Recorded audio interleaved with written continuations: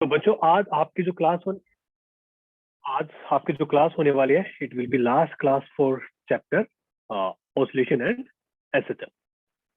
ठीक है, चलिए बच्चों। सो आज हम बात करने वाले हैं, आज हम कुछ क्वेश्चन करेंगे हम एसएचएम के ही। एंड सेकंड थिंग, आज हम बात करेंगे, एक टॉपिक है, last topic. Okay, so first of all chapter name is oscillation.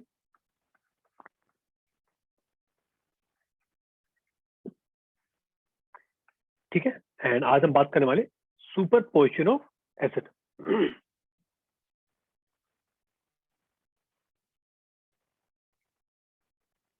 Superposition of SHM. ठीक है, उससे पहले हम कुछ क्वेश्चन करेंगे। चलिए मैं आज की क्लास स्टार्ट करते हैं। चलिए, first question of the day. Question is, so calculate the period of small oscillations of a floating box as shown in figure if it is slightly pushed down and released. Mass of the box is m and its base area is a. The density of the liquid is rho. Okay, as per the question, we have to find period of oscillation. याद करो बच्चों, आपको फिर इसका example भी दिया था पहले। आपको मैंने एग्जांपल भी दिया था। क्या एग्जांपल दिया था इसके बारे में?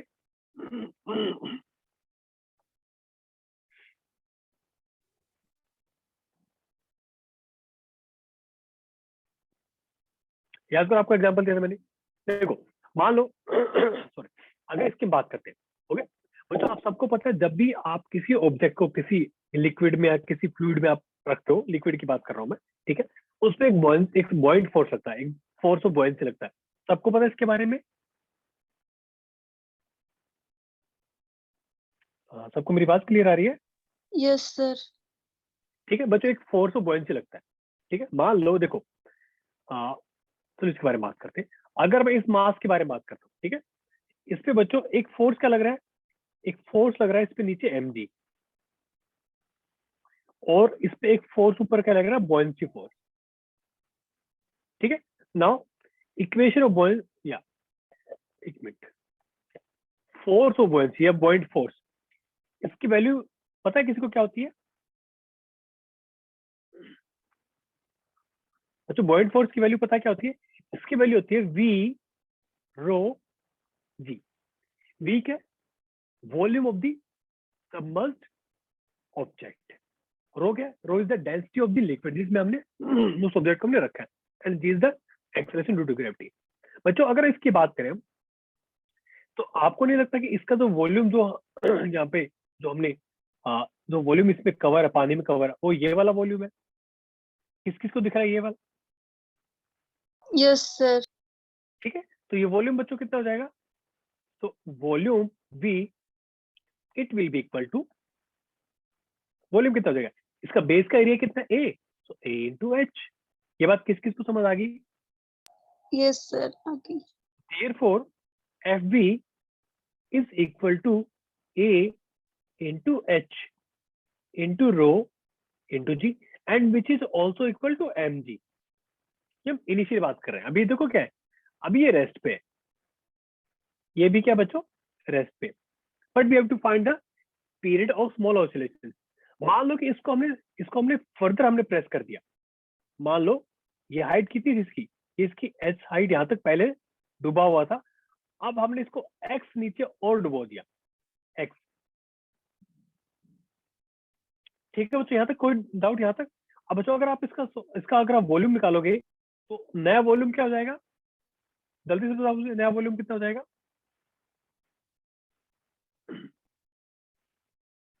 बोलो बच्चों, नया वॉल्यूम कितना हो जाएगा? पहले अगर एच की हाइट, सॉरी एच डेप्थ अंदर था ये पानी के अंदर, प्लस एक्स। यस बिल्कुल सही। तो बच्चों अगर हम नया बॉइंट फोर्स निकाले, तो नाउ सॉरी नया बॉइंट फोर्स कितना हो जाएगा? F B dash, that will be equal to a into h plus x. ठीक है, अब बच्चों मुझे एक चीज बताओ, पहले देखो इस पे एक फोर्स लग रहा था नीचे। पहले फोर्स क्या लग रहा था बच्चों? एम्प्टी फोर्स लग रहा था नीचे, वो फोर्स तो फिक्स है। लेकिन इस बार बच्चों जो बॉइंट फोर्स है, इसकी वैल्यू क्या हो गई? इंक्रीज हो गई इस बार। तो बच्चों इस पे ऊपर क्या लगेगा? एक रीस्टोरिंग क्या लगेगा बच्चों? रिस्टोरिंग क्या लगेगा, फोर्स लगेगा इसके ऊपर। सॉरी, मेरी बात यहाँ तक समझ है सबको? बच्चों यहाँ तक कोई डाउट है क्या किसी को? No, sir. ठीक है, now so we can say therefore FR is equal to FB dash, that is new buoyant force minus mg, यही आएगा। so we can write ये कितना हो जाएगा, A into H plus X, okay sorry into रो और जी तो लिखना था क्या, into row into G minus of mg which is equal to mass into acceleration, so restoring acceleration. So we can say, बच्चों मुझे चीज बताओ, A H rho G plus A into X rho G minus mg which is equal to ma। बच्चों आपको नहीं लगता कि ये दोनों आपस में कैंसिल हो जाएंगे क्योंकि इनकी वैल्यू तो इक्वल है?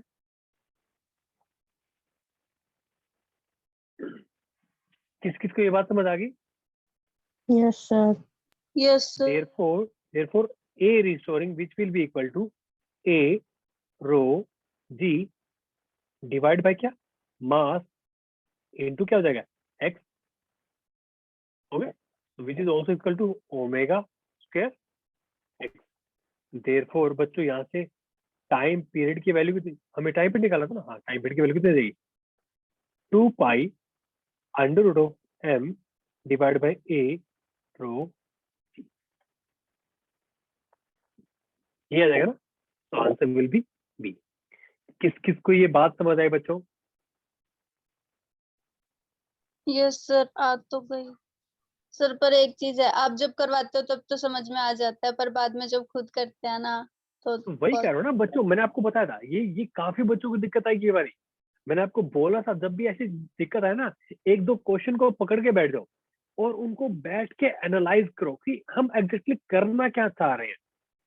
मैं अभी भी बता रहा हूँ, काफी बच्चों आपको चीजें क्लियर अभी हो गई होंगी, लेकिन बैठ के सोचो ना कि हम करना क्या चाह रहे हैं। बच्चों देखो, सिंपल सा फंडा आपको फिर से रिपीट कर देता हूँ, टाइम पीरियड ऑफ ऑसिलेशन कैसे निकालते हैं बच्चों। सबसे पहले तो हमें क्या, फर्स्ट कंडीशन ये चेक करो कि क्या हमारा ऑब्जेक्ट बैलेंस कंडीशन में है, अगर है ठीक है, first step clear. Second step, उसको डिस्प्लेस करवा दो छोटे से, अगर वो सर्कुलर मोशन कर रहा है या रोटेशनल मोशन कर रहा है उसको, अगर सॉरी अगर एंगुलर मोशन कर रहा है तो थीटा से करवा दो, ठीक। अगर लीनियर मोशन कर रहा है तो एक्स से करवा दो, थोड़ा सा जैसे हमने यहाँ पे एक्स से इसको हमने डिस्प्लेस कर दिया। वो कभी डाउट में मत रहना कि उसको एक्स इधर लेके जाना है इधर लेके जाना है, कहीं लेके जाओ। अगर अब सोचो, अगर मैं इसको अगर इसको मैं एक्स बाहर निकाल लेता तो इस पे mg4 ज्यादा हो जाता, mg4 ज्यादा हो जाता ना। एक मिनट यस आपको सर। दिखाता हूँ, आपको देखो नोट कराता हूँ। मान लो कि एफ डैश बी डैश, ठीक है, अगर इसको आप बाहर निकाल लेते, एक्स बाहर निकाल देते, तो इसमें बॉइंट फोर्स कितना हो जाता है, H H minus minus x हो जाता है, जीरो। बस इस बार रिस्टोरिंग फोर्स क्या होता है, m g minus f v dash होता। समझ लो मेरी बात, किस किस को समझ आई? तो यस बच्चों सर। जो भी आपको समझा रहा हूँ पूरी कोशिश क्या करो कि समझे, क्वेश्चन पूछो, डाउट पूछो, सर नहीं समझ आ रहा। जैसे एक बच्चे ने अभी ऑनेस्टली बोला, आई थिंक वर्षा ने बोला था यस कि सर। आप जो बोलते हो आप करवाते हो समझ आता है। बच्चों यही तो फंडा, यही फिजिक्स का, क्या करें हम। अच्छा एक चीज, तो अगर मान लो सारे कॉन्सेप्ट सबको एक बार में समझ आ गए, सब एक दफ कर गए, तो फिर तो कुछ कॉन्सेप्ट ही नहीं है। छोटे बच्चे देखा काउंटिंग करते हैं, टेबल सीखते हैं, आपके लिए छोटी चीज होगी बिल्कुल काउंटिंग, बट उसके लिए बहुत बड़ी चीज है काउंटिंग। उससे पूछो ना कि 1 के तो 7 के बाद वो हमेशा कई बच्चे 8 बोल देते हैं, 7 के बाद सीधा 9 बोल देते हैं। मेरे मेरे नेफ्यू है, कितनी बार को 8 के बाद सीधा 10 बोलता है, वो उसको याद ही नहीं रहता। समझ रहे हो? तो बच्चों समझने की कोशिश करो, ठीक है। फिर आगे चलते हैं। नाउ नेक्स्ट टॉपिक बच्चों क्या है, next topic is combination of string. देखो यहाँ तक किसी को कोई डाउट?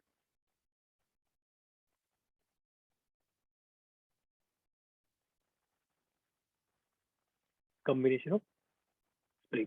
बच्चों आप सबको याद है क्या, अगर मान लो दो रजिस्टर अगर आप सीरीज में कनेक्ट करते हो तो इनका इक्विवेलेंट क्या आता था? R1 + R2। R1 + R2। ठीक है, सीरीज के लिए R1 + R2। अगर आप इनको पैरेलल में करते तो क्या आता था? 1/R1 + R1 + 1/R2। बहुत बढ़िया, बहुत ही अच्छे। सो RP कितना हो जाएगा? R1 × R2 divide by R1 + R2, ये हो जाएगा ना? Yes sir. तो बच्चों सिमिलरली जब आप दो स्प्रिंग को अगर आप सीरीज कनेक्शन करते हो sorry, मान लो आपने क्या किया, दो स्प्रिंग को आपने क्या कर दिया, सीरीज में कनेक्ट कर दिया। ऐसे सीरीज में एक का कांस्टेंट के स्प्रिंग कांस्टेंट, एक का K2 है। तो बच्चों इसका जो है ना के इक्विवेलेंट वो हो जाएगा reverse of series combination of register. तो बच्चों जो जो यहाँ पे पैरेलल का था ना वो यहाँ पे सीरीज में हो जाएगा। अगर मान लो दो स्प्रिंग आपने पैरेलल में कनेक्ट कर दिए ऐसे, कैपेसिटर की तरह। ये हो जाएगा इक्विवेलेंट, क्या हो जाएगा? ये हो जाएगा K1 + K2।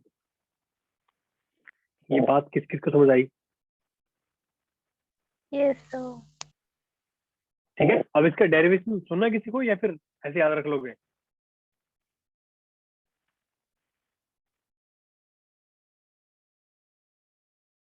अब बच्चों किसी को डेरिवेशन सुनना है या आप ऐसे याद रख लोगे? सर ऐसे ही याद रख लेंगे। वैसे आपको हल्का सा एग्जांपल देता हूँ डेरिवेशन कैसे करते हैं इसका। ठीक है, मान लो देखो क्या है, बेसिकली देखो क्या है, इसको हमें रिप्लेस करना है एक ऐसे स्प्रिंग से जिसका के क्या हो, सेम के हो, के सॉरी के इक्विवेलेंट हो, डिस्प्लेसमेंट सेम होनी चाहिए। मान लो कि आपने इसको एक्स से किया, तो देखो बच्चों दोनों पैरेलल में आप इन दोनों की डिस्प्लेसमेंट क्या होगी, सेम होगी एक्स। ठीक है, तो बच्चों यहाँ पे फोर्स कितना, रिस्टोरिंग फोर्स कितना हो जाएगा? K1x + K2x। ठीक है, वो किसके बराबर होना चाहिए? वो के इक्विवेलेंट × एक्स के बराबर होना चाहिए। तो बच्चों एक्स को मान ले लोगे तो के इक्विवेलेंट कितना आ जाएगा? K1 + K2। ये इसका डेरिवेशन हो गया, सिंपल। ठीक है, इतना आपको गुजरी जरूरत नहीं है, बस आपको बस पता होना चाहिए। ठीक है, अगर आप है ना एक काम करो, आप दो स्प्रिंग को इलोंगेट करके देख लो। अगर दोनों में कंप्रेशन सेम आ रही है तो दोनों क्या पैरेलल में है। अगर दोनों में डिफरेंट आएगी तो दोनों क्या सीरीज में। ठीक है, यहाँ तक किसी को कोई डाउट, कोई क्वेश्चन? No sir. ठीक है, चलिए क्वेश्चन करते हैं। चलो थोड़ा क्वेश्चन करते हैं। देखो बच्चों क्वेश्चन क्या, अब यहाँ पे सोचना पड़ेगा आपको। क्वेश्चन क्या है बच्चों, find the time period of oscillation of block. बताओ इसका आंसर कैसे निकालोगे? जब ना समझ आए ना बच्चों, एक काम करो, डिस्प्लेस करके देख लो। भाई सोच के देखो ना, आप सोच के देखो बच्चों। अगर मान लो आपने इसको इस साइड आपने कंप्रेस कर दिया, मान लो एक्स से कंप्रेस कर दिया, तो बच्चों ये भी तो, ये देखो ये आपने क्या कर दिया, कंप्रेस कर दिया। तो बच्चों ये क्या हो जाएगा, इलोंगेट बाय एक्स। तो देखो बच्चों दोनों में ही कंप्रेशन इलोंगेशन तो सेम आ रही है। तो अब क्या लगता है, दोनों पैरेलल में सीरीज में? पैरेलल। बिल्कुल सही, पैरेलल में है ना, ऐसे करना होता है। अब बच्चों अगर पैरेलल में है तो के इक्विवेलेंट क्या होता है, K1 सर एक बार फिर से K2। बताना। क्या कह रहे हो? एक बार ये पैरेलल वाला फिर से बताना।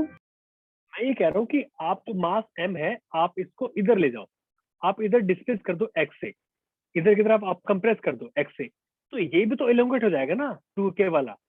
जिसका स्प्रिंग कांस्टेंट 2k है वो भी तो इलोंगेट x ही होगा। Okay sir. तो दोनों पैरेलल में आ गए, तो कितना आ जाएगा 3k + 2k। बच्चों अगर आप सबको याद हो तो याद रखना,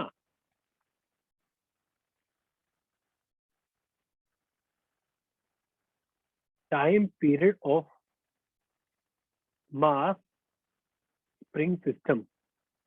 बच्चों आपको कुछ कुछ फॉर्मूले आपको याद रखने पड़ेंगे।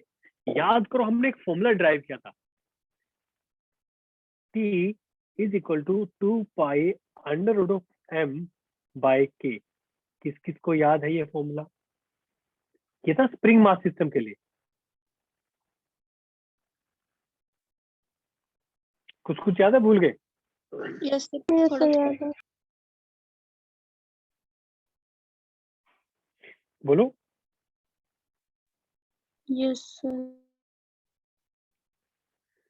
चलो ठीक है फिर। बच्चों कुछ कुछ फॉर्मूले याद रखने पड़ेंगे। स्प्रिंग मास सिस्टम उसका ये फॉर्मूला था, लेकिन इसको अब आपको क्या करना पड़ेगा, थोड़ा सा अपडेट करना पड़ेगा। आपको यहाँ पे क्या लिखना पड़ेगा, ये बच्चों सिर्फ के नहीं होगा, के आगे से लिखना इक्विवेलेंट। पड़ेगा के इक्विवेलेंट। ठीक है, के इक्विवेलेंट। अब बच्चों के इक्विवेलेंट हमने निकाल लिया, कितना आ गया था 5k। देयरफॉर इसका जो टाइम पीरियड कितना हो जाएगा बच्चों, 2 pi under root of m divide by 5k।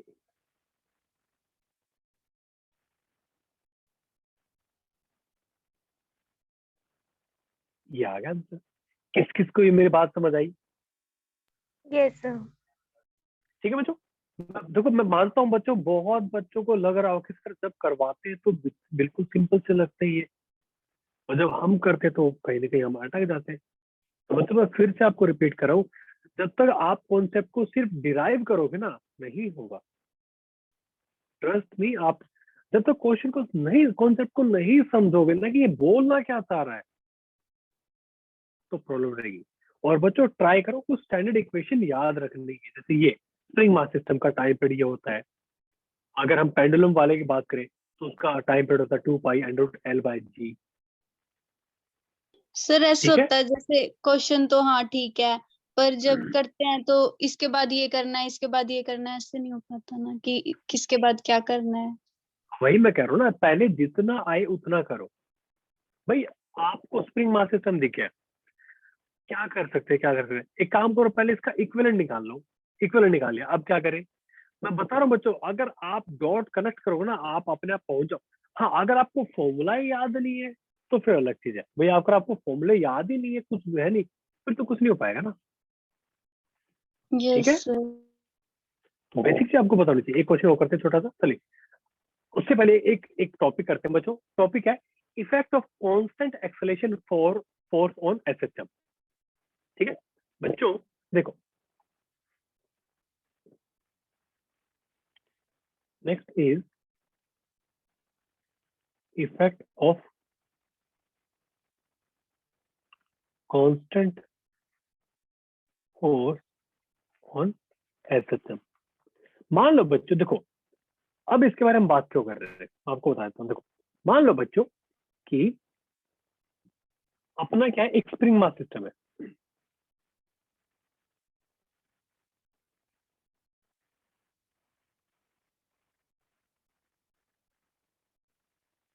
ऐसे कोई अपना स्प्रिंग मास सिस्टम है एम का।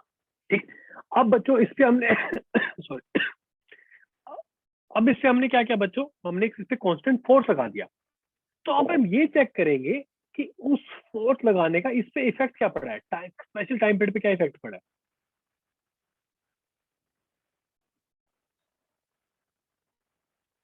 हमने बच्चों इस पे क्या लगा दिया, फोर्स लगा दिया इधर, हमने लगा दिया फोर्स इधर। ठीक है बच्चों, अगर आपको याद हो, अगर आपको याद हो, देखो अगर इसकी बात करूं मैं, इसका बच्चों टाइम पीरियड क्या होता था, 2 pi under root of m by के।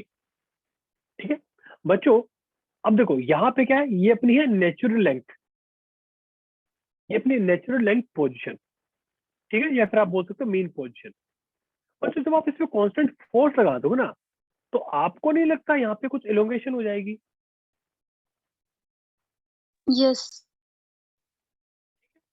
तो बच्चों ये जो फोर्स है ये किसके इक्वल आ जाएगा, ये हो जाएगा के एक्स नॉट। मान लो इसको हमने बच्चों फर्दर हमने एक सेकेंड सॉरी, इसको हमने बच्चों फर्दर एक्स से हमने डिस्प्लेस कर दिया।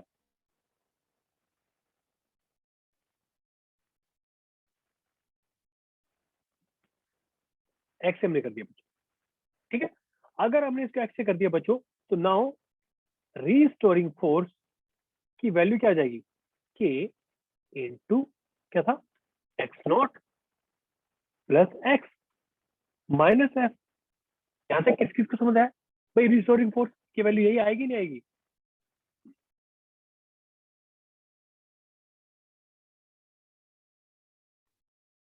बच्चों यहां तक किसी को डाउट है क्या?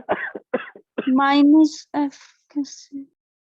बच्चे अच्छा एक चीज बताओ भाई, जब हमने इसको डिस्प्लेस नहीं किया था भाई, जब फोर्स था, फोर्स हमने एफ लगाया है, उसको बैलेंस करने के लिए स्प्रिंग ने क्या किया, एक एलोंगेशन आ गई स्प्रिंग में एक्स नोट वैल्यू की, ठीक है। स्प्रिंग में क्या आ गई, एक एक्स नोट वैल्यू की बच्चों एलोंगेशन आ गई, ठीक है। नाउ यस अगर हम इसको, हमें क्या करना बच्चों, हम यही तो करते हैं एसएसएम में, टाइम पीरियड कैसे निकालते हैं, हम उसको हल्का सा डिस्प्लेस कर देते हैं। मान लो इसको हमने फर्दर एक्स से डिस्प्लेस कर दिया तो स्प्रिंग फोर्स कितना लग जाएगा, के into x note plus x, यही लगेगा ना यस भाई? सर, ये तो सबको समझ आ रहा क्या बोल रहा हूँ? एफ आर इधर लग Yes, रहा होगा, sir. ठीक है। बच्चों आपको नहीं लगता कि ये जो वैल्यू है ये आपस में कट हो जाएगी, तो F R will be equal to, sorry इसको मैं आर नीचे लिख देता हूँ, उसको K X naught plus K x minus F, ये कट हो गया, तो F R is equal to K X which is equal to omega square, क्या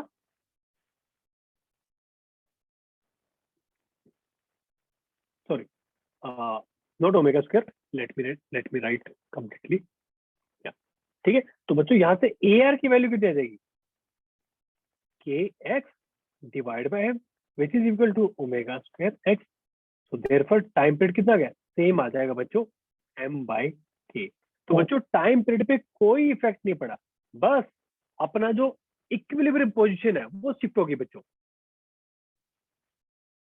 हमारी क्या होगी बच्चों, जो इक्विलिब्रियम पोजीशन थी वो शिफ्ट होगी, अब वो यहाँ पे आ गई है।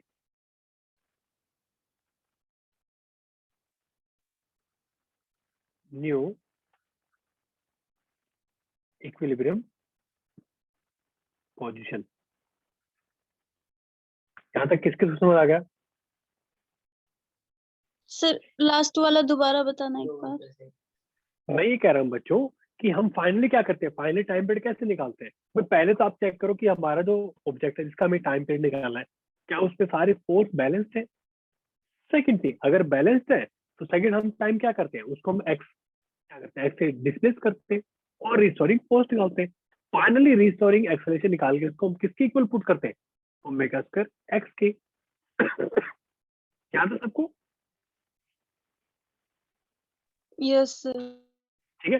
तो बच्चों इफेक्ट ऑफ कांस्टेंट फोर्स, कोई इफेक्ट नहीं पड़ता, सिर्फ इक्विलिब्रियम क्या होती है बच्चों, पोजीशन शिफ्ट हो जाती है, ठीक है।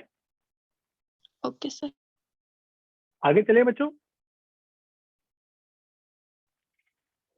चलिए बच्चों हम देखो एक मेथड और करते हैं, देखो एक मेथड और आप यूज कर सकते हो अगर आपको टाइम पीरियड निकालना तो, इसको बोलते हैं एनर्जी मेथड। एनर्जी मेथड, तो energy method to find frequency of SHM, कैसे पता करते हैं? फर्स्ट क्या है, वही सेम बच्चों, सेम वही है, इक्विलिब्रियम पोजीशन है, बाय बैलेंसिंग फोर्स या टॉर्क निकाल के देखना। सेकंड स्टेप क्या है, oscillate the body, okay, and at intermediate position we write total energy of the system with zero reference potential energy at mean position. Don't worry, आपको मैं करके दिखाऊंगा। थर्ड स्टेप ऐसी है, इसको भूल जाओ, देखो कैसे करते हैं। मान लो अपना ये है, ठीक है। अब हमें इसका ऑलरेडी पता बच्चों, हमें क्या पता है कि इसका जो टाइम पीरियड होता है क्या होता है, 2π100m/k होता है। ये बात किस किस को याद है? Yes, sir. ठीक है। अब बच्चों हम इसको ना एनर्जी मेथड से करेंगे। ठीक है, देखो कैसे करते हैं।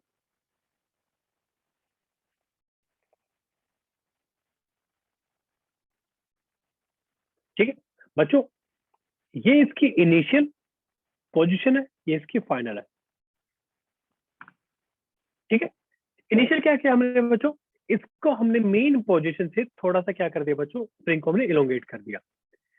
तो हम लिख सकते हैं ना यहाँ पे क्या, तो इनिशियल एनर्जी है वो कितनी हो जाएगी, हाफ के एक्स स्क्वायर। यहाँ तक किसी को डाउट कोई?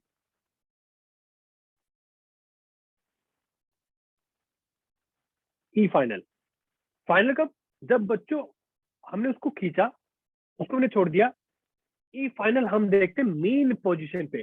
तो बच्चों मेन पोजीशन पे इसकी कुछ ना कुछ वेलोसिटी होगी, हम लिख सकते हैं हाफ एम वी स्क्वायर। बच्चों यहाँ तक क्लियर है यस क्या, सर। कोई डाउट यहाँ तक? ठीक है, और बच्चों v की वैल्यू क्या होती है, omega into x, mean position पे। याद है, भूल गए? यस सर याद। Equal to under root of a square minus y square. तो वाई 0 एट मेन पोजीशन। तो बच्चों अगर हमने इसको एक्स से खींचा है, हम उसको छोड़ रहे हैं, तो एक्स इसका क्या है, एम्पलीट्यूड है ना, maximum. So E I is equal to E F, लिखो half K X square which will be equal to half mv omega square X. X से एक्स कैंसिल, हाफ से हाफ कैंसिल, तो बच्चों omega square will be equal to K divide by M into X. Therefore time period कितना आ जाएगा, M by के। आपको पता है ना, ओमेगा इज इक्वल टू क्या हो जाएगा, अंडर रूट के बाय एम, और ओमेगा की वैल्यू क्या होती है, 2 पाई बाय टी। तो फाइनली निकल जाएगा अपना टाइम पीरियड से। यहाँ तक किस किस को डाउट, कोई क्वेश्चन यहाँ तक? No sir. No sir. Clear हो रहा है? ये एक और तरीका है, इससे भी हम निकाल सकते हैं, बट इसमें आपको थोड़ा सा केयरफुल रहना पड़ता है। देखो केयरफुल तो आपको दोनों में रहना पड़ेगा, ऐसे नहीं किसी में रहना नहीं पड़ेगा, आपको दोनों में ही रहना पड़ेगा केयरफुल। ठीक है, इसमें क्या करते हैं, पहले हम बॉडी को एक्स से डिस्प्लेस कर देते हैं। ठीक है, फिर मेन पोजीशन पे उसके हम एनर्जी निकाल लेते हैं, और उस एनर्जी को हम किससे पुट कर देते हैं, जो हमारी इनिशियल एनर्जी थी। किस किस को बात समझ आई? Yes sir. आगे चले,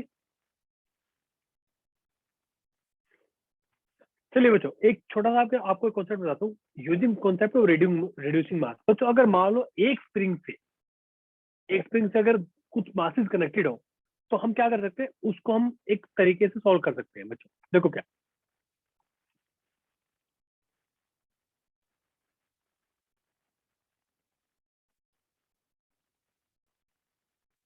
देखो रिड्यूस मास, मान लो कि अपना एक स्प्रिंग है।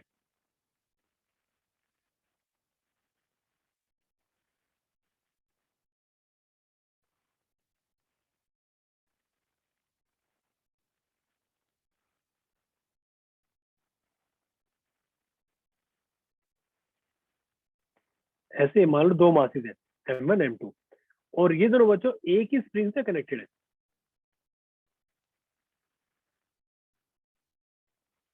ठीक है, ओके।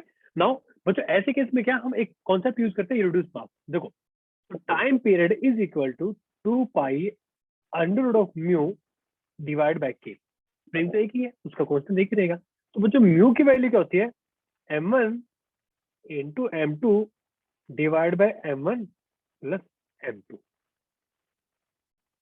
ये बच्चों आप कॉन्सेप्ट कहीं भी यूज कर सकते हो जहां पे एक स्प्रिंग से दो मास कनेक्टेड। ये बात किस किस को समझ आई? तो बच्चों यहाँ पे इसका हमारा टाइम पीरियड कितना हो जाएगा, time period will be equal to 2 pi under root of m1 into m2 divide by m1 plus m2 into. ये बात किस किस को समझ आई?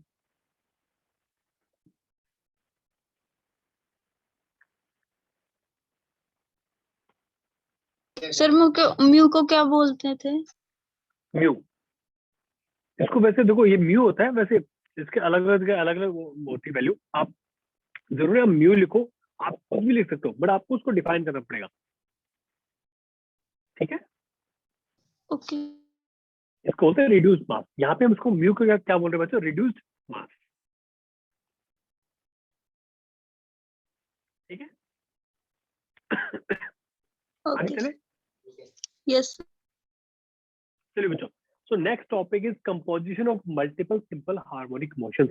बच्चों मान लो कि अभी तक हमने क्या किया, अभी तक हम क्या कर रहे थे? मान लो कि ऐसे से, मान लो कोई एक सिंपल हार्मोनिक मोशन ऐसे से कर रहा है, ठीक है। अगर मान लो दो ऑब्जेक्ट आप कंबाइन कर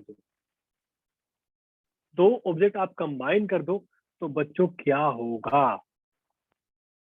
उनका मोशन क्या होगा? सोच के देखो, अगर आपने दो एटम को कंबाइन कर दिया तो क्या हो सकता है? मेरी बात समझ आ रही क्या बोल रहा हूँ? फॉर एग्जाम्पल, अगर आपने आपने बच्चों कुछ करके इसको आपने क्या कर दिया, x2 से इधर कर दिया, इसको आपने मान लो बच्चों x2 से इधर कर दिया, तो आपको नहीं लगता कि दोनों ही मास ये एटम करेंगे इसके साथ में?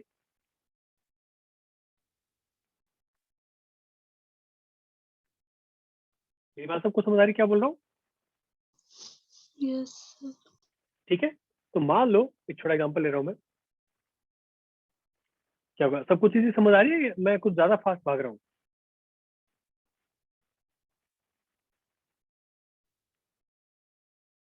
बच्चों याद करो, अपना फॉर्मूला कैसे होता था डिस्प्लेसमेंट का? हमने फॉर्मूला कैसे लिखते थे? हम ये लिखते थे ना, x is yes equal sir. To, भाई नॉर्मल फॉर्मूला क्या लिखते थे डिस्प्लेसमेंट का? हम वहां पे वाई यूज करते थे, वाई इज इक्वल टू क्या? ए साइन ओमेगा टी। तो ये भाई साइन का ग्राफ है ना ये, ठीक है। ये वाई वाई वाई वन हो गया, ये अपना वाई टू क्या है? ए साइन ओमेगा टी प्लस मान लो फाइव या डेल्टा। मैं एग्जांपल दे रहा हूँ, ठीक है। मान लो ये ए वन है, ये टू है। तो अगर आप इन दोनों को कंबाइन कर दोगे तो क्या होगा? कुछ ना कुछ तो होगा भाई, कुछ ना कुछ तो होगा ना। अब देखो, मान लो मैं एक छोटा एग्जांपल ले रहा हूँ, तो इसको हटाओ, ये हमने ऑलरेडी पढ़ा है। अब देखो यहाँ पे हमने क्या कर दिया, ये वन है, ये टू है, ठीक है, और ये थ्री है। Three is equal to one plus two. दिख रहा है आपको? भाई दो पार्टिकल आपस में ऐसे तुम कर रहे थे, एक का एम्पलीट्यूड कुछ और था और दूसरे का एम्पलीट्यूड कुछ और था। मान लो एक का A1 था, दूसरे का A2 था। तो बच्चों अगर ऐसे दोनों कर रहे थे तो इन दोनों का सम होके क्या आ रहा है? थ्री आ रहा नहीं आ रहा? Yes sir. इसको बोलते हैं बच्चों composition of two simple harmonic motions. ये बात किस किस को समझ आई? सर एक बार फिर से प्लीज। मैं ये कह रहा हूँ कि बच्चों सोच के देखो, देखो, मान लो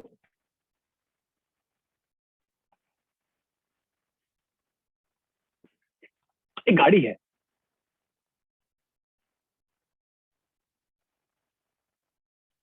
ठीक है। एक गाड़ी ऐसे है और वो चल रही है, गाड़ी चलो अभी रेस्ट पे, ठीक है। इसके ऊपर एक बंदा है बच्चों, वो भाग रहा है इधर 3 मीटर पर सेकंड से। चलो मान लो मैं गाड़ी थोड़ी बड़ी कर देता हूँ, गाड़ी जो थोड़ी लंबी है, मान लो अच्छी खासी लंबी है।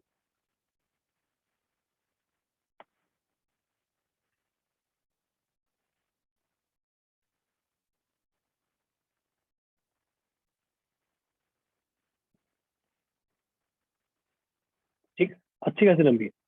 मान लो बच्चों ऊपर ही बंदा भाग रहा है 3 मीटर पर सेकंड से। अगर मान लो एक गाड़ी भी आगे चलने लग जाए 5 मीटर पर सेकंड से, तो क्या लगता है इस बंदे की स्पीड ग्राउंड पे, अगर मान लो को दूसरा बंदा खड़ा है, एक ही रिस्पेक्ट में बढ़ेगी या घटेगी? सर घटेगी। बढ़ेगी। घटेगी कैसे? जो बंदा ऊपर जो चल रहा है ना 3 मीटर पर सेकंड, वो गाड़ी उसके गाड़ी के रिस्पेक्ट में चल रहा है और नीचे गाड़ी चल रही है। तो आपको नहीं लगता कि इस जो बंदा नीचे खड़ा है इसके रिस्पेक्ट में 8 मीटर पर सेकंड से चल रही है? भाई हमने क्या कर यस दिया, सर बढ़ेगी। एक एक मोशन था, उसके अंदर हमने एक मोशन और ऐड कर दिया, ऐसे ऐसे थे मैं। भाई एक एसएचएम हो रहा था, एक हमने उस एसएचएम में हमने एक और ऐड कर दिया। अब हमें नहीं पता कि भाई वो एसएचएम उसके साथ कंबाइन होगा कैसे होगा। मान लो अगर गाड़ी अगर पीछे चलने लग जाए, अगर मान लो गाड़ी इधर पीछे चलने लग जाए कितनी स्पीड से, अगर मान लो 5 मीटर पर सेकंड से, तो बच्चों इसकी स्पीड कम हो जाएगी इस बंदे के रिस्पेक्ट में। मेरी बात सबको समझ आ रही है? Yes sir. ऐसी एसएचएम अपना भाई एक एसएचएम हो रहा था A1 साइन ओमेगा टी से, एक दूसरा एसएचएम हो रहा है A2 साइन ओमेगा टी से। ठीक है, अब बच्चों हमें इनका इफेक्ट निकालना है। बच्चों अगर आप सबको याद हो तो एक वेक्टर मेथड ऑफ एडिशन होता था, याद है? Vector method of addition. मान लो ये A1 है, इनके बीच में एंगल है डेल्टा, और ये A2 है। तो बच्चों इन दोनों का रिजल्टेंट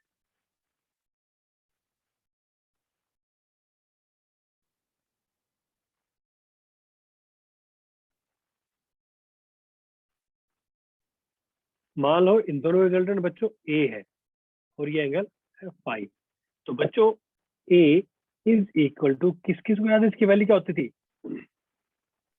A1 का स्क्वायर प्लस A2 का square plus 2A1 A2 cos five cos theta delta. बिल्कुल सही, that is equal to cos of delta. और बच्चों फाई की वैल्यू क्या होती थी? अगर फाई की जगह अगर मैं tan फाई लिखूं तो नॉर्मल हो जाएगा, थोड़ा सिंपल हो जाएगा। tan phi will be equal to A2 sine delta divide by A1 plus A2 cos delta. बच्चों ये आता रिजल्टेंट। ये बात किस किस को समझ आई बच्चों? हम इस तरीके से हम निकाल सकते हैं, कहने का मतलब ये है बच्चों। मेरी बात किस किस को समझ आई? Yes sir. कोई डाउट, कोई क्वेश्चन? तो देखो बच्चों हल्का देखो, वैसे इसका डेरिवेशन थोड़ा सा कॉम्प्लिकेटेड होता है, but by using vector addition ना आप सिंपली कर सकते हो उसको। ठीक है, यहां तक किसी को कोई डाउट, कोई क्वेश्चन? अब ये तो सबको पता ही होगा ना कैसे ये जो tan फाई कैसे निकाला। Yes sir. देखो ये क्या है, अगर आप ध्यान से देखोगे तो बच्चों ये A2 ही है, ये जो है ना ये A2 ही है, समझ रहे हो? और ये एंगल क्या है? ये डेल्टा ही है, तो ये क्या हो जाएगा? A2 sine delta. और ये क्या हो जाएगा? A2 cos delta. हमें क्या निकालना है? tan फाई क्या हो जाएगा? A2 sine delta divide by A1 plus A2 cos theta. ये बात किस किस को समझ आई? जल्दी से बोलो हाँ। Yes sir.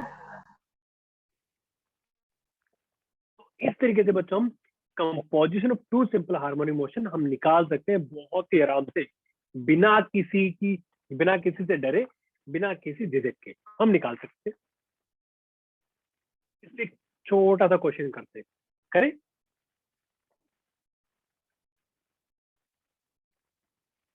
चलो बच्चों क्वेश्चन देखो ये, Yes. Find the amplitude and initial phase of particle in SHM whose motion equation is given as this one. Option A, B, C and D. बच्चों इन्होंने क्या कर रखा है, इस बार हमें इक्वेशन दे रखी है। So y is equal to 3 sine omega t plus 4 cos omega t. बच्चों में ऐसा लिख सकते हैं क्या? That is y1 is equal to 3 sine omega t and y2 is equal to 4 cos omega t, and which is also equal to 4 is equal to sin 90 omega t minus plus 90 degree। बच्चों हमेशा जब भी आपको cos omega की जगह आपको अगर sign में कन्वर्ट करना पड़े हमेशा प्लस करना। क्या करना? हमेशा प्लस करना, क्योंकि बच्चों देखो sine 90 minus omega t is also cos omega t. Yes ठीक है। सर। अब देखो क्वेश्चन ये कि हमेशा प्लस ही क्यों करना है बच्चों? इसलिए करना, आपको बता देता हूं मैं। अगर आप सबको याद हो साइन का ग्राफ, अगर आपको कोस का ग्राफ याद है, देखो बच्चों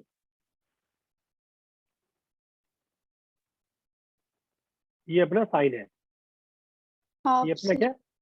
ये अपना कॉस है। ठीक है। बच्चों ये अपना कॉस माइनस थीटा है, ये थीटा के रिस्पेक्ट में ये साइन थीटा। तो बच्चों आपको नहीं लगता कि कॉस जो है इसको लीड कर रहा है साइन को? साइन 0 से स्टार्ट हो रहा है, कॉस पहली मैक्सिमम पे चल रहा Yes, है। sir. आपको नहीं लगता कि कॉस साइन को लीड कर रहा है? इसलिए यस हमेशा, इसलिए क्या करो, हमेशा साइन को omega theta, omega t plus में 90 डिग्री, हमेशा एंगल प्लस करना। ठीक है बच्चों, अगर आप यहाँ से थोड़ा सा ध्यान से आप थोड़ा नजर घुमाओगे तो आपको नहीं लगेगा कि हमें A1 की वैल्यू 3 मिली है, A2 की वैल्यू 4 मिली है, और डेल्टा की वैल्यू 90 डिग्री मिली है? किस किस को ये बात समझ आई? Yes, sir. ठीक है। डेल्टा देखो 90 कैसे? हाँ बताओ बेटा, हम कैसे कंपेयर करेंगे? देखो अगर हमने पहली इक्वेशन क्या थी अपने पास भाई, A2 sign omega t plus delta था ना भाई, आपने दोनों को साइन में कन्वर्ट कर लिया। देखो यहाँ पे भाई y2 को हमने क्या लिखा, y2 is equal to cos, दोनों साइन में, तो डेल्टा 90 आ गया ना। अब हमें क्या निकालना बच्चों? हमें निकालना इसका एम्पलीट्यूड। निकालो फिर। तो क्या बोलता है, sorry, a is equal to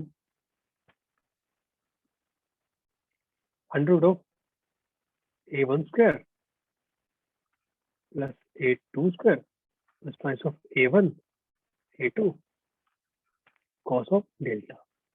ठीक है, ये था ना। a1 वैल्यू कितनी है? हाँ उसका plus twice of 3 into 4 into बच्चों क्या है, कॉस 90 डिग्री वो की 2 की 0 होता है, तो फाइनली a की वैल्यू कितनी आ गई 5, एंड 10 5 वैल्यू इक्वल टू क्या था, a2 sine delta divide by a1 plus a2 cos delta. भाई जब आप डेल्टा वैल्यू 90 पुट करोगे तो ऊपर क्या आ जाएगा a2, नीचे a1, वैल्यू कितनी आ गई, a2 कितना 4 3, so answer will be a।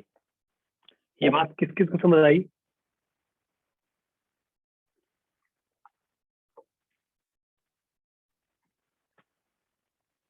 Yes sir आ गई। आगे सबको, किसी को कोड आउट, कोई question?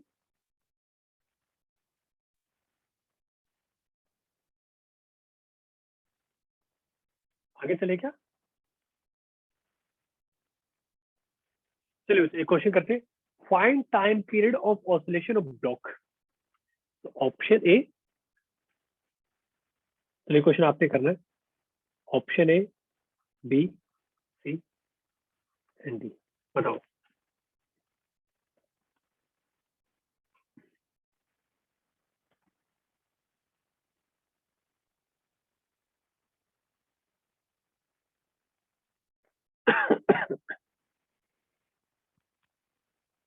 Sir first option. Sir, A. क्या बात है, क्या बात है, बहुत ही तेज बच्चे हमारे लोग, बिल्कुल सही आंसर।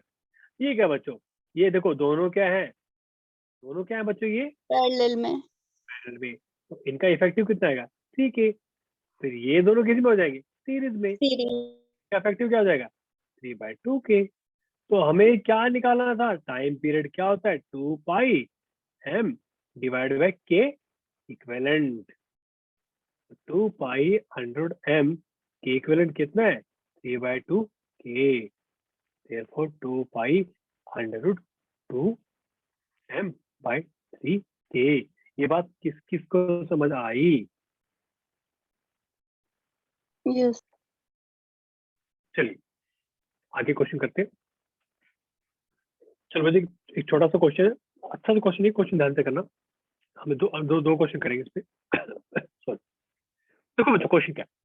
तो question is a rod of mass capital M and length L ends at a point H at one end and the other end is connected to a spring of constant K। ठीक है, in equilibrium rod is vertical and spring is relaxed, find period of small oscillations of rod। Option है no gravity. बच्चों यहाँ पे कोई gravity नहीं है, ध्यान रखो। ऑप्शन है बी, सी एंड डी। चलो बच्चों ये क्वेश्चन ट्राई करो एक बार।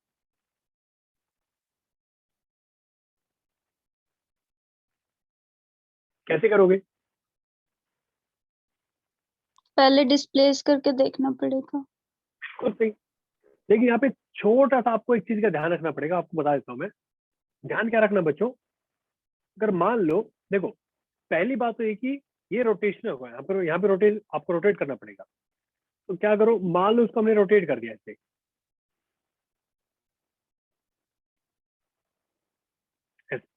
ठीक है, ये एंगल क्या है, थीटा।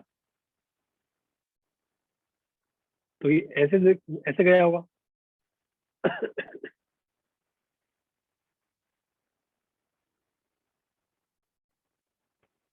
ठीक है, तो बच्चों मान लो ये एक्स है, थीटा क्या होता है, एक्स डिवाइड बाय एल। मेरी बात यस सबको समझ आ रही है? ठीक है, बस ये आपको रिलेशन यूज करना पड़ेगा। चलो ट्राई करो एक बार।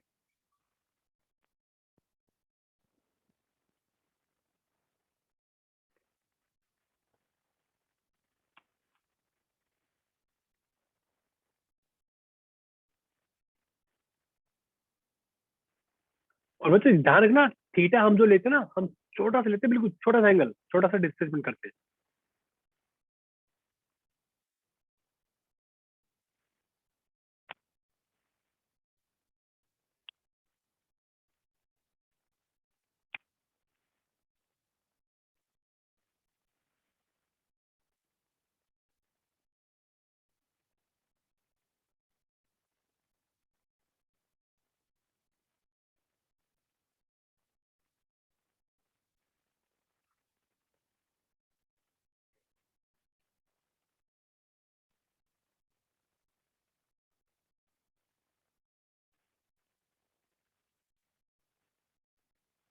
चलो करते हैं इसको, करें।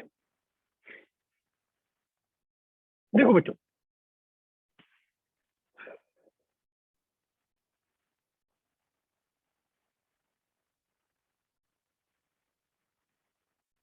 बच्चों हम क्या करते हैं, हम निकालते हैं यहाँ पे क्या, रिस्टोरिंग फोर्स। बच्चों अगर आपको याद हो, या तो रिस्टोरिंग फोर्स होगा, ठीक है, उस केस में क्या होता है, a r is equal to क्या, ओमेगा स्क्वायर, ठीक है। या फिर होता है बच्चों रिस्टोरिंग टॉर्क, उस केस में क्या होता है, alpha r is equal to omega square theta. बच्चों यहाँ पे जो थीटा है ना, ये जो थीटा है, थीटा बहुत ही स्मॉल है, मतलब वेरी स्मॉल। बच्चों जब थीटा छोटा होता है तो sine theta is almost equal to theta and cos theta is almost equal to 1। Sorry, यहाँ तक किस किस को समझ आ गया?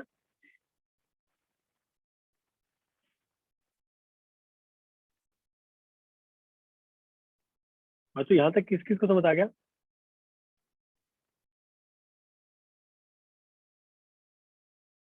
कॉस किसी को डाउट है? थीटा 1 कैसे? बच्चे देखो, जब थीटा बहुत ही छोटा है, मतलब थीटा टेंड्स टू 0 ना, मैं थीटा बहुत ही छोटे बात कर रहा हूँ, 0.0001 रेडियन, ऐसा कुछ छोटा एग्जांपल ले रहा हूँ बिल्कुल ही। तो कॉस 0 का होता है 1 होता है। जब थीटा बहुत ही छोटा हो जाएगा तो साइन थीटा थीटा के बराबर होता है और cos थीटा 1 के बराबर होता है। ठीक है बच्चों, अब देखो यहाँ पे रोटेशन मोशन हो रहा है, तो हम क्या लिखेंगे यहाँ पे, तो restoring torque is equal to I alpha restoring.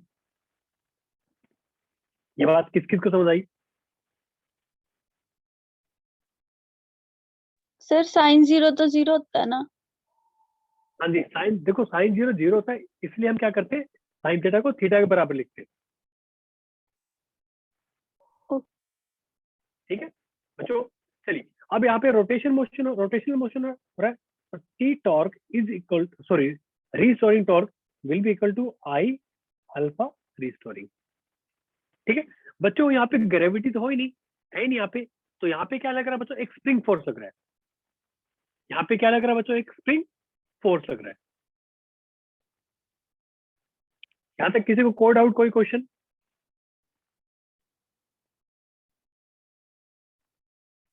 आगे चले। मान लो बच्चों, मान लो कि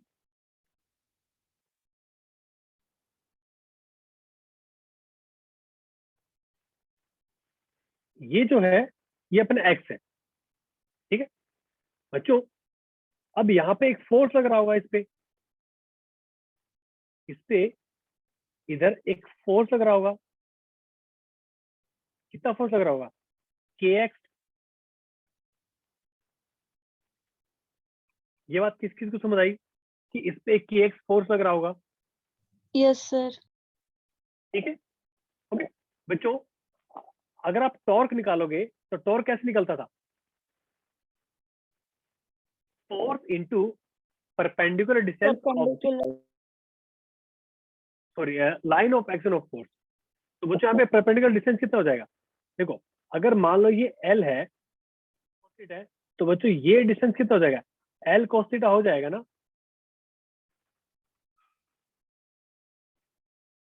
कितना हो जाएगा? K x into l cos of theta which is equal to I into alpha. बच्चों रॉड का याद है आपको क्या अबाउट रॉड का क्या होता है? M I, moment of inertia, याद है सबको क्या होता है? भूल गए बच्चों? सेंटर के अबाउट इसका होता है m l square by 12, m l square by 12, और रॉड का किसी एक एंड के अबाउट कितना होता है? M l square by 3।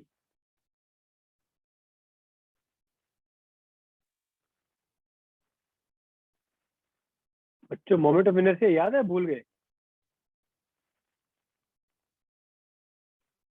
Sorry no 12, 13, sorry 3। तो यहाँ पे कितना हो जाएगा? M l square by 3 into alpha r. बच्चों कॉस थीटा क्या है? 1।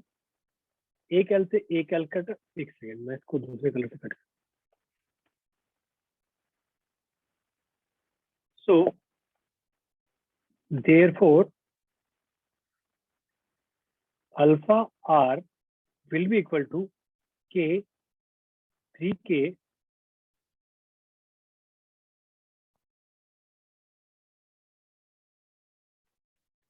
3k divide by m l. ये अपनी इक्वेशन फर्स्ट आ गई। ठीक है इनटू एक्स। यहाँ तक किस किस को समझ आ गया बच्चों?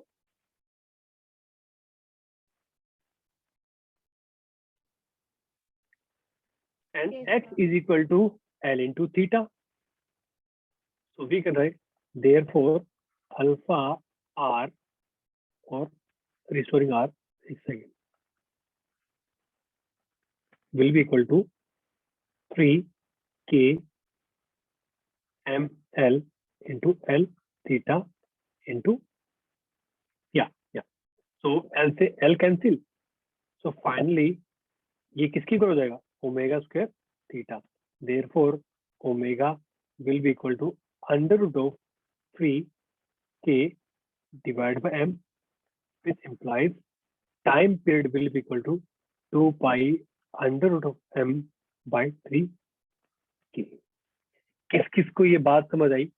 तो वो जो आपको लग रहा होगा ये थोड़ा सा कॉम्प्लिकेटेड था, बहुत बच्चों को लग रहा होगा, लेकिन बच्चों आपको अगर सिंपल कॉन्सेप्ट पता है ना, कर लो। पहली बात तो ये कि हमें ये देखना है रिस्टोरिंग क्या है लग रहा है यहाँ पे हमने देखा रिस्टोरिंग टॉर्क है यहाँ पे, बिकॉज बच्चों ऐसे ना ये घूम रहा है, एक पॉइंट के अबाउट घूम रहा है, तो ये रोटेशनल मोशन है ना कि ट्रांसलेशनल मोशन। यहाँ तक किसकी समझ आ गया बच्चों? Yes, sir. ठीक है, तो बच्चों देखो आपको ध्यान रखना, आपको जो कॉन्सेप्ट आपको करेक्ट डॉट आपको कनेक्ट करने पड़ेंगे, आपको समझना पड़ेगा। ठीक है, हमने यहाँ पे क्या किया, पहले हमने रिस्टोरिंग टॉर्क निकाला, उसकी वैल्यू पुट की। ठीक है, रिस्टोरिंग टॉर्क जैसे याद करो, force is equal to mass into acceleration होता है ना, ऐसी टॉर्क में होता है, torque is equal to I into alpha. वहां पे मास किस गया, यहाँ पे आई आ जाएगा, मोमेंट ऑफ इनर्शिया, वहां पे ए था, एक्सेलरेशन था, यहाँ पे एंगुलर एक्सेलरेशन आ जाएगा अल्फा। ठीक है, अब वो टॉर्क दे कौन रहा है, चेक करो, देखो फोर्स ही दे सकते ना टॉर्क तो, भाई यहाँ पे हमने एम जी लिया नहीं, तो हमारे पास क्या बचा, सिर्फ स्प्रिंग फोर्स बचा, तो x into l cos theta. ठीक, आगे चले बच्चों।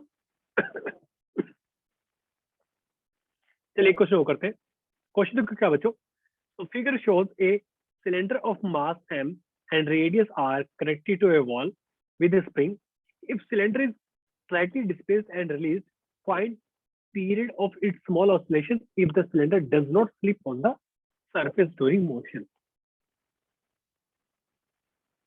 कितने बच्चों को क्वेश्चन नहीं समझ आया?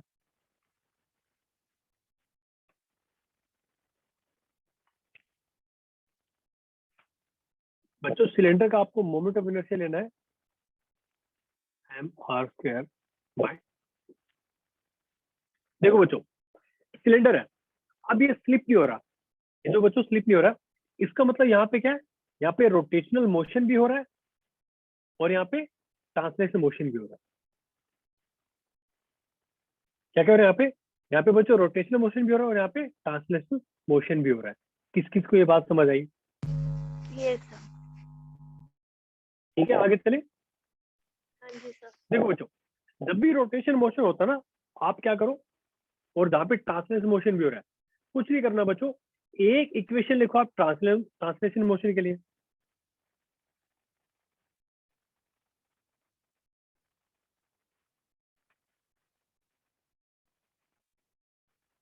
भाई क्या होता है ट्रांसलेशन, अगर मान लो हमने क्या किया बच्चों, इसको हमने बच्चों एक्स से आगे कर दिया। ठीक है, मान लो मैं यहाँ पे आपको यहाँ दिखाई देता हूँ,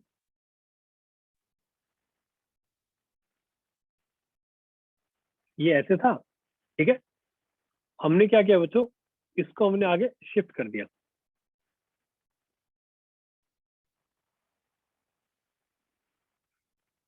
ऐसे। ठीक है, तो देखो स्प्रिंग कैसे हो जाएगा फिर। ठीक है, यहाँ तक समझ आया सबको? ये मान लो कितना बच्चों, ये एक्स है, तो बच्चों अगर ये एक्स है तो आप मानते हो ना कि इस पे जो है स्प्रिंग पे एक फोर्स इधर लग रहा होगा, कौन सा, कि एक्स फोर्स, मानते हो? Yes, sir. Restoring force. ये नहीं की x force, spring force, restore force निकालेंगे ना अपना, भाई की एक्स फोर्स इधर लग रहा है। ठीक है बच्चों, यहाँ पे फ्रिक्शन भी है, इधर फ्रिक्शन लग रहा होगा। मेरी बात आपको समझ आई? Yes, sir. तो बच्चों f net will be equal to mass into acceleration. F net कितना है, k x minus friction which is equal to mass into acceleration. Equation first हो गई। ठीक है, यहाँ तक कोई डाउट, कोई क्वेश्चन? तो बच्चों देखो इसका इधर एक एक्सेलरेशन होगा ए, और बच्चों ये घूम भी रहा होगा, एक इसका एंगुलर एक्सेलरेशन भी होगा। ठीक है, नाउ ये अपनी ट्रांसलेशनल इक्वेशन थी motion. Now if you talk about rotational, बच्चों इस पे टॉर्क लग रहा है सिलेंडर पे, क्या लगता है टॉर्क किसकी वजह से लग रहा है?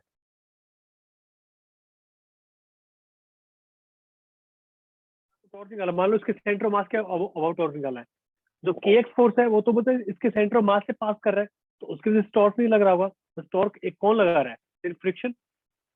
तो हम लिख सकते हैं ना यहाँ पे torque which is equal to I into alpha. Torque किसके से लग रहा है? फ्रिक्शन की वजह से।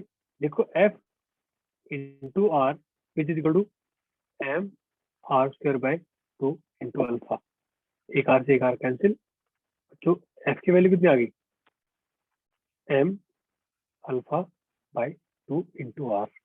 ये बात किस किस को समझ आई बच्चों? Yes, sir.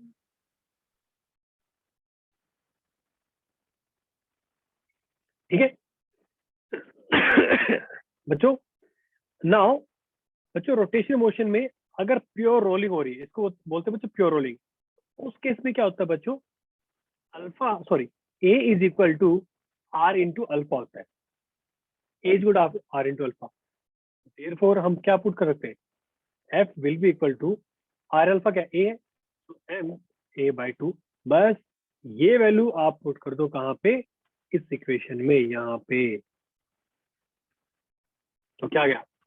के x minus of M A by 2 is equal to M A, K X is equal to 3 M A by 2। तो बच्चों ए की वैल्यू किसके बराबर आ गई? 2k by 3 divide by m into x. याद करो ये किसके प्रोपोर्शनल होना चाहिए? ये होना चाहिए ओमेगा स्क्वायर एक्स के। Therefore time period will be equal to 2 pi under of 3 m by 2k।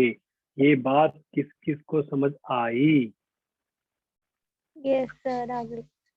बच्चों ध्यान रखना, आपको थोड़ी प्रैक्टिस तो करनी ही पड़ेगी। ये मत सोचना कि मैंने करवा दिया आपको हो गया। नहीं नहीं, थोड़ा टाइम तो लगता है इन चीजों को, डोंट वरी। आपको चीज समझनी पड़ेगी। यहाँ तक किसी को कोई डाउट, कोई क्वेश्चन?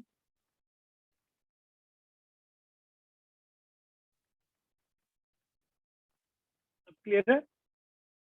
हाँ जी, sir. पक्का? Yes, sir. Almost.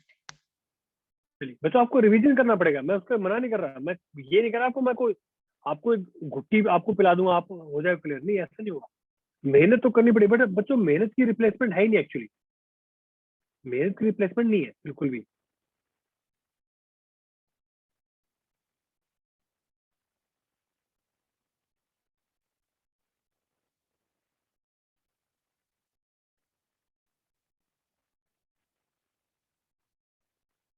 यहाँ तक किस किस को क्लियर हुआ?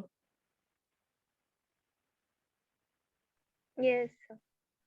बच्चों कोई डाउट, कोई क्वेश्चन? No, sir. सब क्लियर है?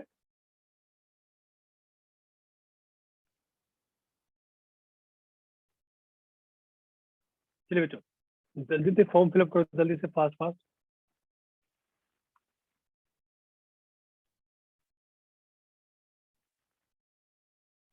आप सबको मैंने फॉर्म भेज दिया है।